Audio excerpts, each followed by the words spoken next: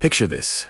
It is in 1994. A local shepherd is walking his flock across a dusty, rounded hilltop in southeastern Turkey. The sun is beating down. As he walks, he spots something unusual glinting in the dirt. A large, rectangular stone partially buried. It looks carved, deliberate. He's seen these kinds of stones before. Locals often pull them from the ground and toss them aside, clearing their fields. They call this place Göbekli Tepe, which means Potbelly Hill. To them, it's just a hill, maybe an old, forgotten cemetery. Little does this shepherd know. He's just stumbled upon a discovery that will rewrite the very first chapter of human history. This isn't a story about a forgotten king or a lost city. This is the story of the dawn of civilization itself. And it all begins with this unassuming hill. For decades, archaeologists had actually dismissed Göbekli Tepe. Back in the 1960s, a team from the University of Chicago surveyed the area. They saw the broken limestone slabs and assumed it was just a medieval outpost.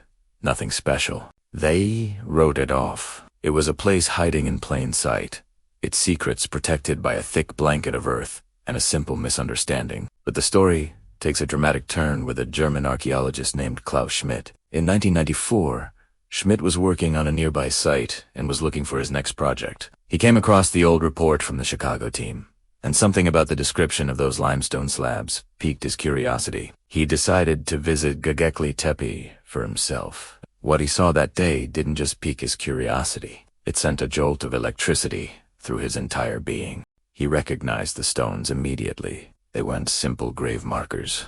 The flint chips littering the ground weren't from the medieval period. They were far, far older. Schmidt, an expert in the prehistoric Stone Age, knew in his gut that this was no ordinary hill.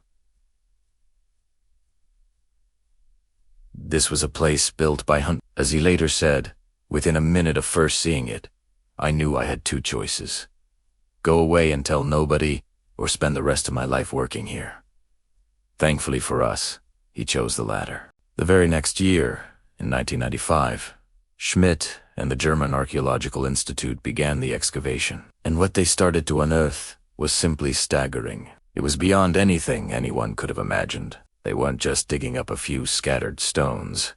They were uncovering a massive, complex structure of monolithic pillars arranged in huge circles. Picture Stonehenge, but thousands of years older and far more intricate. These pillars were enormous, T-shaped monoliths, some standing over 18 feet tall and weighing up to 15 tons.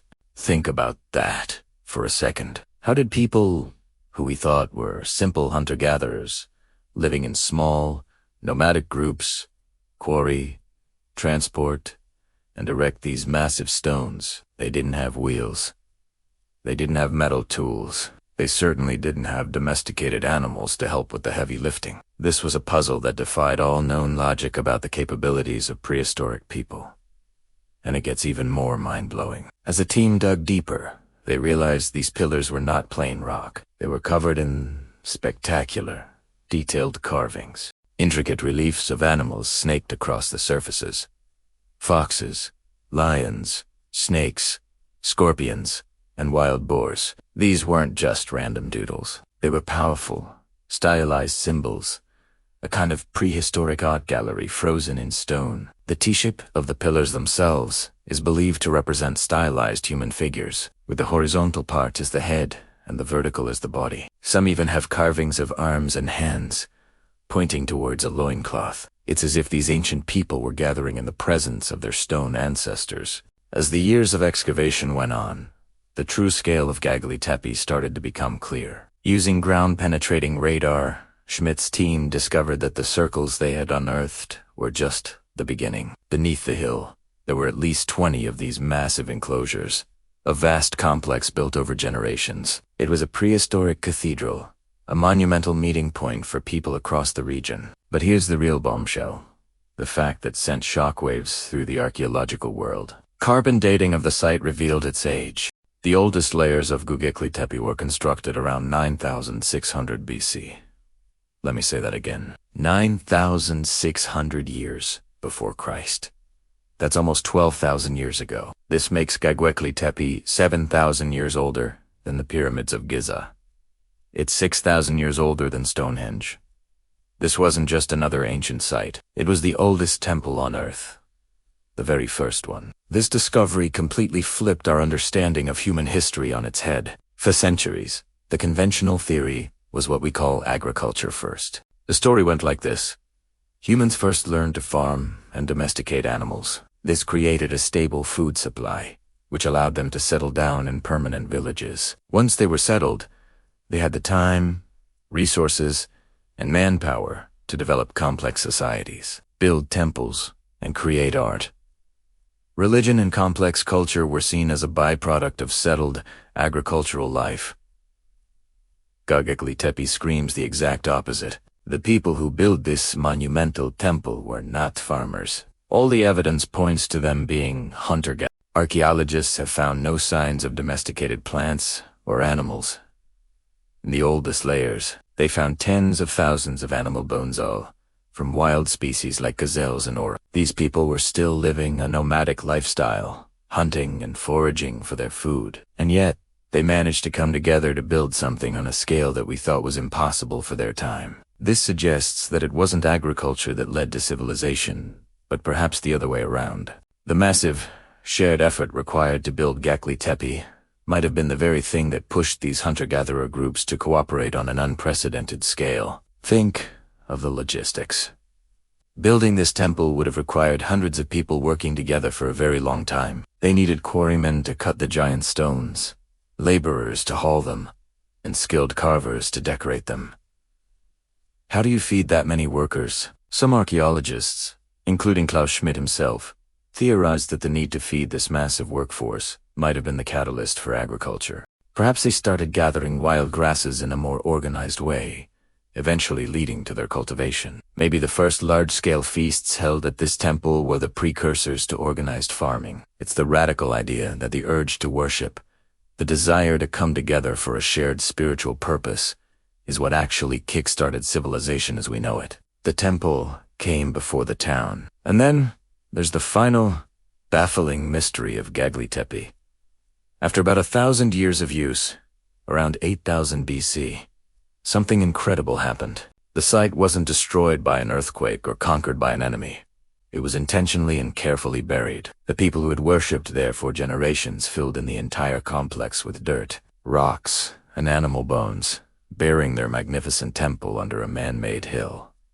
Why would they do this? Why would they go to such enormous effort to preserve the very place they were abandoning? It's one of the site's most profound enigmas. Some speculate that the religion itself changed, and burying the old temple was a way of respectfully decommissioning it. Others suggest it was a kind of time capsule, a deliberate act to protect it for future generations. Whatever the reason, this final act of burial is what preserved Göbekli Tepe in such pristine condition for 10,000 years, waiting for that shepherd to walk across its summit. What started with a single shepherd's glance has become the most important archaeological dig on the planet. Göbekli Tepe is more than just a collection of old stones. It's a window into the dawn of human consciousness, a time when our ancestors made the monumental leap from small, scattered bands into a complex, organized society. It challenges our deepest assumptions about who we are and where we come from. It shows us that long before we built cities and kingdoms, we built temples. The drive to find meaning, to connect with something larger than ourselves, might be the oldest impulse of all. The work at Göbekli Tepe is far from over. Less than 5% of the site has been excavated. Who knows what other secrets are still sleeping beneath that potbelly hill? Each new discovery promises to add another piece to this incredible puzzle of our own origins. Have you ever wondered where it all began? Not just cities or writing, but the very first spark of what we call civilization. For a long time, we thought we had the story figured out. First came farming, 10 BAS, then cities, and finally, grand temples for our gods. But what if that entire timeline was wrong? What if the story of us starts not with bread, but with a belief? Deep in the plains of southeastern Turkey lies a place that has turned our understanding of history on its head. It's called Göbekli Tepe, which means potbelly hill. And it's not just old, it's ancient, on a scale that's hard to comprehend. We're talking about 12,000 years ago. To put that in perspective, This place was built 6,000 years before Stonehenge, 7,000 years before the first pyramids of Egypt. This was a time when humanity was supposed to be living in small, scattered groups of hunter-gatherers, armed with nothing more than stone tools. So, how on earth did they build this? Göbekli Tepe is not a village. There are no houses, no cooking hearths, no signs of domestic life. It's a vast complex of massive stone circles. At the heart of these circles are enormous T-shaped pillars, some weighing up to 20 tons and standing nearly 20 feet tall. Think about that for a moment. People who hadn't even invented pottery or the wheel were quarrying, moving, and erecting these colossal stones with incredible precision. And these pillars weren't just blank rocks. They are covered in intricate carvings of animals: foxes, snakes, wild boars, scorpions, and graceful cranes. These weren't the animals they were eating every day. These were powerful, often dangerous creatures. The pillars themselves are abstractly human-shaped, with arms carved along their sides and hands clasped at their navels. Were these pillars representations of ancestors, spirits, or gods that had been forgotten for millennia? This wasn't just construction. This was art, symbolism, and a shared story being told in stone. This discovery poses a mind-bending question. Why would people who had to constantly move to find food decide to undertake such a monumental, generation-spanning project? The lead archaeologist who uncovered this site, the late Klaus Schmidt, had a revolutionary theory. He believed Göbekli Tepe was the world's first temple, a sacred pilgrimage site. He famously said, "First came the temple, then the city." His idea is that it was the shared need to build and worship at this central place that brought people together. To feed the hundreds, maybe thousands of workers needed for this project, they would have needed a reliable food source. Hunting and gathering on this scale would have been incredibly difficult. So, what did they do? They started cultivating the wild grasses that grew all around the hill. The very first strains of domesticated wheat have been found right here, at the foot of Göbekli Tepe. Could it be that the drive to build something sacred, the pull of community and belief, is what actually kick-started the agricultural revolution? It's a complete reversal of what we've always been taught. We didn't start farming and then build temples as a luxury. It seems we built a temple, and that spiritual quest forced us to invent farming to sustain the effort. This wasn't a revolution of technology. It was a revolution of the mind. The people who built Göbekli Tepe were not primitive. They were sophisticated thinkers, astronomers, engineers, and artists.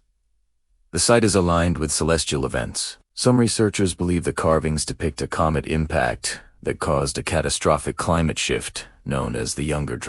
They were keen observers of the world and the cosmos, recording their understanding on these stone megaliths for eternity. They had a complex society, a division of labor, and a shared mythology, powerful enough to unite them.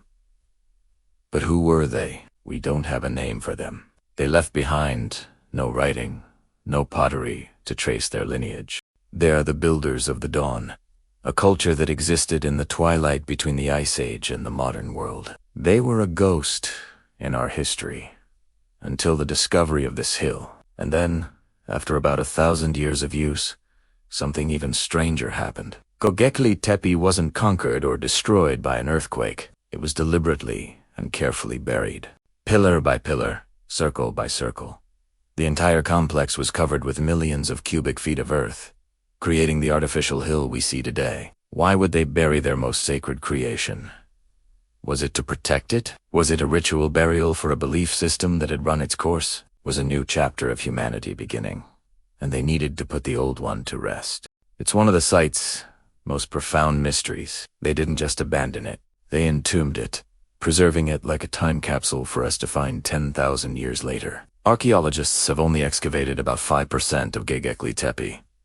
Ground-penetrating radar shows that at least 50 more of these massive stone circles are still waiting beneath the earth, likely even older and larger than what we can see today. What other secrets are buried under that potbelly hill? What other stories are waiting to be told? Göbekli Tepe shows us that our ancestors were driven by more than just survival. They were driven by a need for meaning, for connection, and by the awe-inspiring desire to leave their mark on the world. They gathered not just for food, but for faith. It reminds us that at the very foundation of civilization, there is a shared dream, a collective project that lifts us beyond our individual lives. The story of humanity is far more mysterious and magnificent than we ever imagined. Have you ever stared at an ancient carving and wondered, what were they trying to tell us? Across millennia and continents, our ancestors left behind a visual language etched in stone, a silent testament to their beliefs, fears, and deepest mysteries. Today, we're embarking on a journey to decipher these sacred symbols,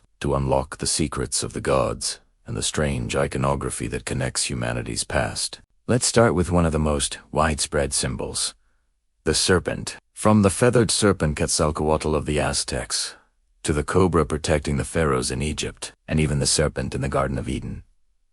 This creature slithers through countless cultures. But why? The serpent's ability to shed its skin made it a powerful symbol of rebirth, transformation, and eternity. It represented the cycle of life, death, and resurrection. In some cultures, its connection to the earth made it a guardian of the underworld and a keeper of primordial wisdom. Yet, its venom also made it a symbol of danger and temptation. This duality is key sacred symbols are rarely simple. They embody the complex, often contradictory, nature of existence itself. Now, let's journey to the windswept plains of Anatolia, to a site that shattered our understanding of prehistory, Göbekli Tepe, dating back nearly 12,000 years. Long before cities or even pottery, hunter-gatherers erected massive T-shaped limestone pillars. These weren't crude shelters, they were elaborate ceremonial centers. And carved onto these pillars is a menagerie of powerful animals. Menacing boars, graceful gazelles, scorpions, vultures, and lions. What's fascinating is the almost complete absence of human figures. Instead, these stylized, often aggressive animals take center stage.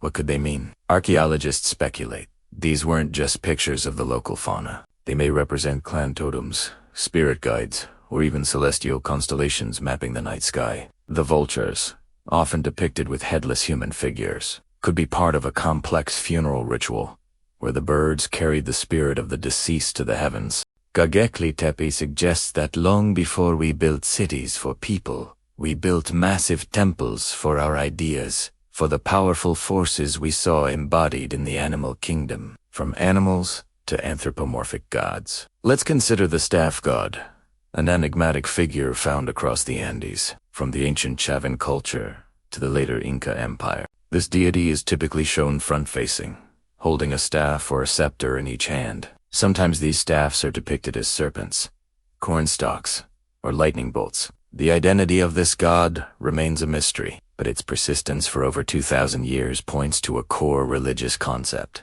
Scholars believe the staff god represents a creator deity, a master of the natural world, controlling agriculture, weather, and the duality of the cosmos. The two staffs might symbolize the balance between opposites, sky and earth, male and female, life and death. This figure shows us how a single symbolic concept could adapt and evolve, uniting diverse cultures under a shared spiritual framework. Let's shift our gaze to the sun-drenched islands of the Pacific, to the enigmatic moai of Rapa Nui, or Easter Island. We all know these giant stone heads, but what did they represent? They are not gods in the traditional sense, but deified ancestors. Or asterisk, Aringo Ora. Asterisk, the Rapa Nui people believed their chiefs descended from the gods and possessed a spiritual power, called asterisk. Mana, asterisk. After a chief died, Moa, I was carved to capture and preserve his asterisk. Mana asterisk, which would then continue to protect the tribe, ensuring fertile lands and a plentiful harvest. The statues were placed on platforms called asterisk ahu. Asterisk, always facing inland towards their village, watching over their descendants. The real mystery isn't just how they were moved, but the profound spiritual technology they represented. A direct line of communication and protection between the living and the powerful dead. The eventual toppling of the moai signals a collapse not just of their society, but of their entire belief system. Another recurring motif that puzzles historians is the master of animals. This image appears in Mesopotamia, the Indus Valley, and even ancient Greece. It shows a central, human-like figure, often heroic or divine, flanked by two animals which he grips or tames. Think of the Mesopotamian hero Gilgamesh wrestling lions, or the Celtic god Cernunnos, surrounded by stags and serpents. This symbol represents humanity's complex relationship with nature. It's a symbol of domination, showcasing mankind's ability to control the wild, chaotic forces of the world. But it's also a symbol of harmony, portraying the figure as a bridge between the human and animal realms, a guardian of the natural order. This potent image encapsulates our struggle and our desire for balance with the world around us. So, what can we learn from these ancient carvings? They show us that, for our ancestors, the world was alive with meaning. Animals weren't just animals. They were messengers and manifestations of divine power. Geometric shapes weren't just patterns. They were cosmic maps. The sun, the moon, serpents, and birds of Protheus were the universal vocabulary of the sacred. While the specific dialects might have differed from culture to culture, the underlying grammar of symbolism was shared. They were trying to make sense of a world that was both beautiful and terrifying. They sought to understand their place in the cosmos, to connect with the forces that governed their lives, and to ensure their legacy would endure. And in a way, it has. These stones still speak to us, not in clear sentences, but in a powerful, resonant whisper. They remind us of the enduring human quest for meaning, a quest that continues to this day. What we see as mythology, they saw as reality, and by studying their symbols, we get a glimpse into that reality, a world saturated with mystery, power, and the sacred. It's a tale of discovery, mystery, and a deliberate act of concealment that has puzzled scientists for decades. So, what happens when a discovery so profound, so earth-shattering, is intentionally hidden from the world? And more importantly, why? Imagine this. A team of archaeologists, digging through layers of earth, expecting to find the familiar traces of early human ancestors. But then, they hit something completely unexpected. Not just bones, not just tools, but evidence of a sophisticated culture that existed tens of thousands of years before we thought possible. We're talking about intricate art, complex symbolic objects, and, most shockingly, a meticulously arranged burial. Now, a burial might not sound like a blockbuster discovery, but trust me, it is. The act of burying the dead is a deeply human trait. It suggests a belief in an afterlife, a sense of self, and an understanding of mortality. It's one of the key markers that separates asterisk from other species. For a long time, we've associated this behavior with Neanderthals and, of course, Homo sapiens. But what if I told you the evidence pointed to a much older hominin, a species we believed was far more primitive? This discovery throws a massive wrench into the neat timeline of human evolution. The Standard Model tells us that abstract thought and symbolic behavior evolved gradually, culminating in us, Homo sapiens. But this burial suggests that another branch of the human family tree might have been walking a parallel path of cognitive development. They weren't just surviving. They were thinking, feeling, and mourning. They had a culture. So, why was it hidden? This is where the story takes a fascinating turn. The initial findings were so radical, so contrary to the established scientific consensus, that they were met with intense skepticism and even ridicule. The idea that a so-called primitive hominin could have such a rich inner world was just too much for many in the academic community to accept. It challenged entire careers built on the existing model. And so, the evidence was quietly set aside. It wasn't a grand conspiracy in a smoke-filled room. It was more subtle. Papers were rejected from journals, funding for further research dried up, and the original discoverers were professionally sidelined. The find was labeled an anomaly, a one-off curiosity that was probably misinterpreted. It was easier to bury the discovery than to rebuild our understanding of human history from the ground up. Think about the implications.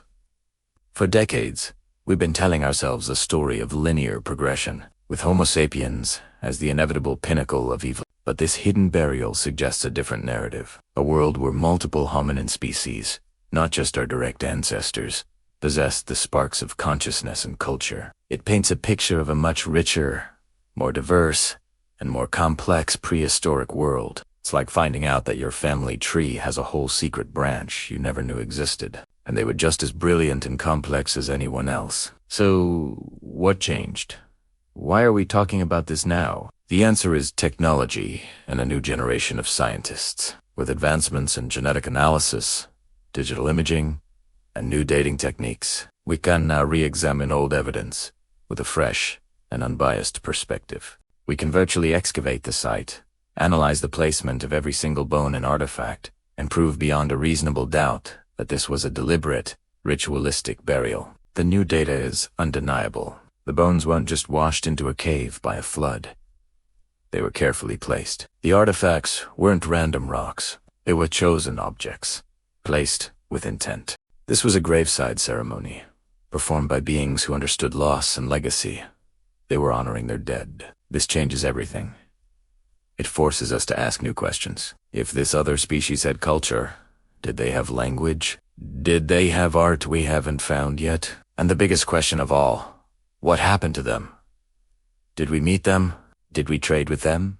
Learn from them? Or did we outcompete them? The disappearance of these other intelligent beings becomes one of the most profound mysteries in our planet's history. Their story is a powerful lesson in scientific humility. It reminds us that our knowledge is always evolving and that we should never be afraid to challenge our own assumptions.